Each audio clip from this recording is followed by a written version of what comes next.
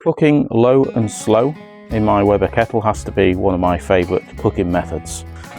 To do this, you can only use briquettes because they're all a consistent size and shape. But what's also important is that you get some good quality briquettes that are going to burn for a long time. Don't buy cheap stuff, buy some good quality briquettes. These are the Weber briquettes that burn for around 3 hours.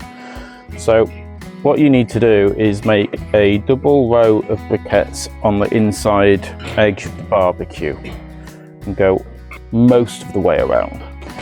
You need to make sure that the briquettes are in contact with each other, so then as the cook progresses, the heat will transfer from one briquette to the other briquette over time.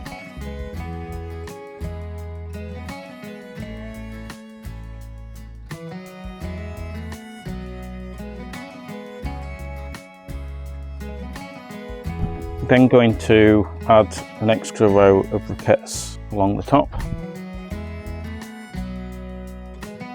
So a snake of this sort of size is going to be good for 7 to 9 hours of cooking quite easily. Left plenty of gap here, so we'll get some charcoals lit later, get those set up at one end, and then the heat will transfer throughout the snake. To add some smoking flavour, I've got these Weber wood chunks. So these are much better for using when you're cooking low and slow with the snake method. Position some of these throughout the snake.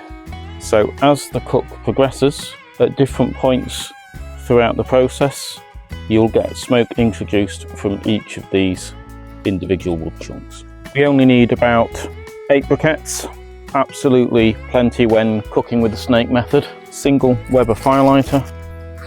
Get that lit. Put the chimney starter on top and we'll leave that for 10 minutes.